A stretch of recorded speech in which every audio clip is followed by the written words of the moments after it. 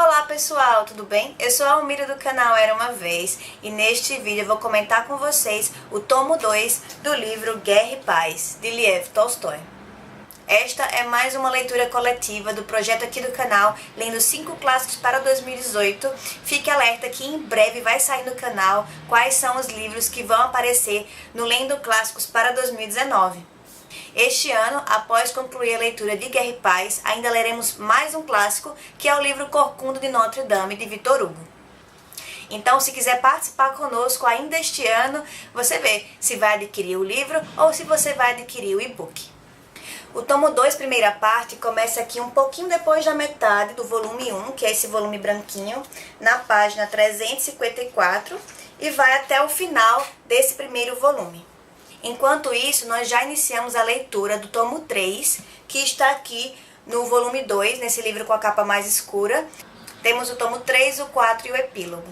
E só pelo tanto de marcações vocês conseguem perceber o quanto eu gostei dessa parte. Inclusive, eu deixei 2 marcações aqui em cima, que foram passagens que me marcaram profundamente e que me fizeram refletir. Para mim, inclusive, essa marcação é de um capítulo inteiro. Para mim, esses 2 capítulos aqui são capítulos para você guardar para sempre na memória.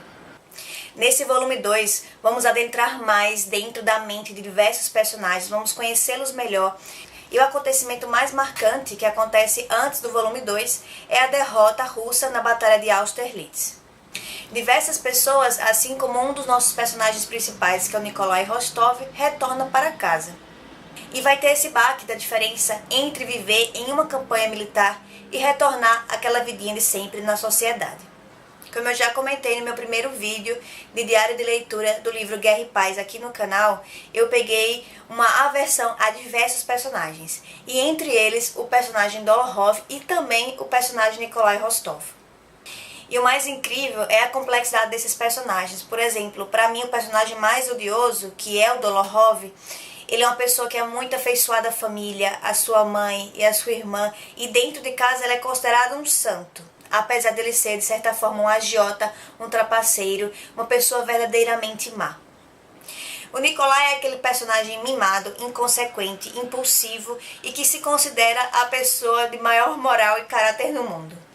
Só que não, Nikolai, pelo menos nesse segundo volume aqui, você é um fardo, você é um estorvo para a sua família que já não se encontra na melhor das situações financeiras. Inclusive, muita coisa me lembrou o livro Os Buddenbrook, de Thomas Mann, que eu também já resenhei no canal, sobre como acontece a decadência de algumas famílias da burguesia e da aristocracia. Eu fiquei um pouco mais próxima dos personagens Pierre Bezukhov e Andrei Bolkonsky também nesse segundo volume. O Pierre tem um bom coração, mas ele não tem o espírito prático do Andrei. E, por exemplo, quando ele fala sobre a questão da libertação dos servos, que era uma coisa que estava bem em voga na Rússia nesse momento, no Império Russo, na verdade, que já era lei, mas que os senhores de terra não colocavam em prática, o Pierre, ele tinha essa intenção, mas ele foi, de certa forma, ludibriado pelo seu administrador. Enquanto isso, o Andrei foi um dos primeiros a fazer essa liberação dos seus servos. Inclusive, uma das coisas que mais me chocou nesse volume 2 é quando o comandante do Nikolai, do esquadrão dele, o Denísov, ele sofre uma grande injustiça. Na verdade, uma desavença dele impedia que o seu regimento recebesse comida, recebesse suprimentos. E as pessoas estavam morrendo de fome, não estavam morrendo porque estavam guerreando contra os franceses.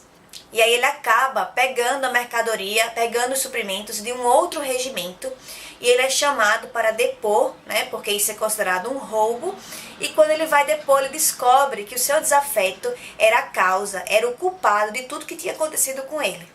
E o que é que nisso resulta? Ele acaba entrando nas vias de fato, e esse cara que não levava os suprimentos, além de não ser punido, o Denísov, ele foi rebaixado, foi punido, ele perdeu completamente as esperanças que ele tinha no seu futuro, e ele acabou, de certa forma, se machucando de propósito, só para ser retirado de cena e ser levado para um hospital.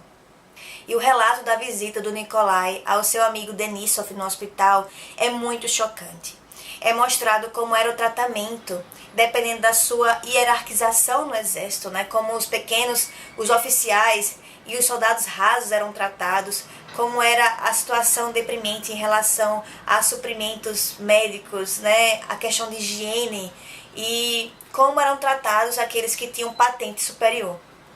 E para mim ficou muito clara como essa questão da hierarquia russa, do Império Russo, em muitos casos foi deletéria. Pessoas que tinham ideias ruins, mas pessoas que estavam acima na patente não podiam ser questionadas e planos mirabolantes, planos totalmente infundados eram colocados em prática. É nesse segundo volume também que observamos o desabrochar da paixão entre Andrei e Natasha Rostova. Inclusive eu comentei no outro vídeo que eu tinha gostado bastante da personagem, mas ela me desapontou nesse segundo volume. Eu entendo que ela é uma personagem jovem, imatura, mas eu esperava bem mais dela. Eu fiquei muito triste, muito decepcionada com o rumo dos acontecimentos.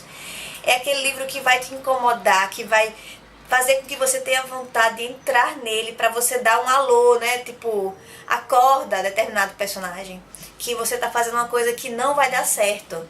Inclusive tive vontade de escrever aqui em um dos post-its: corre que é cilada, Bino.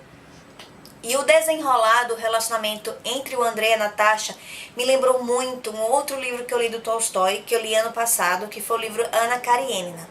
De certa forma, o Andrei lembra muito o esposo da Anna e a Natasha lembra muito a própria Anna. O final desse primeiro volume é cheio de ação, cheio de expectativa, e ele termina com uma passagem muito bonita que eu vou ler aqui para vocês. O ar estava calmo e gelado. Acima das ruas imundas, meio escuras, acima dos telhados pretos, pairava o céu escuro e estrelado.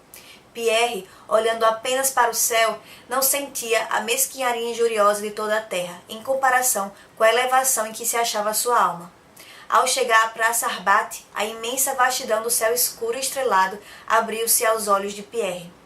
Quase no centro daquele céu, acima do Boulevard Pretichensky, rodeado e polvilhado de estrelas por todos os lados, mas destacando-se de todas elas pela proximidade da Terra, pairava o imenso e brilhante cometa do ano de 1812, com a luz branca e uma cauda comprida voltada para cima. O cometa que, segundo diziam, prenunciava todos os homens e o fim do mundo.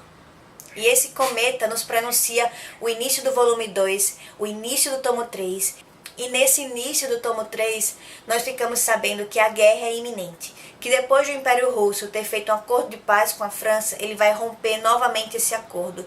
E nós também estamos ansiosos por saber qual será o destino desses personagens, uma vez que Napoleão vai entrar dentro da Rússia, vai entrar dentro dos territórios, e muitos deles vão ser envolvidos direta ou indiretamente com a guerra.